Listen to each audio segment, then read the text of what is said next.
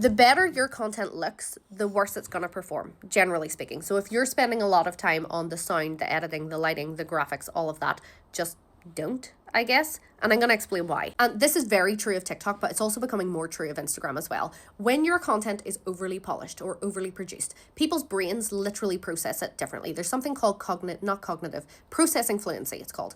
Whenever your content is simple, it is native to the platform, it is conversational, casual, organic. There's less friction and it's easier for people to take in and it's easier for people to trust. When your content is overly produced, it feels like a piece of content. It feels like you're presenting something to somebody, which creates an immediate sense of disconnect with your audience. Also, when it's really polished, it can look like an ad. And we have consumed so much content over the past few years that we are so trained and attuned to what an ad looks like that we tend to scroll on by. And this will affect the watch time on your videos. And we know watch time is a very important metric. When people think it's an ad, they're going to scroll away. But also content that is polished feels very complete. There's not often a lot of curiosity around it. But when content is organic, it feels like it's unfolding. There's a reason to keep watching. Also a little bit of like subtle status psychology at play as well, because whenever your content is very polished, you can sometimes come across like an expert or an authority figure. And this is good if you want to build authority sometimes, but you're going to reduce intimacy with your audience again. You might have heard the term high quality content being thrown about. The algorithms love high quality content,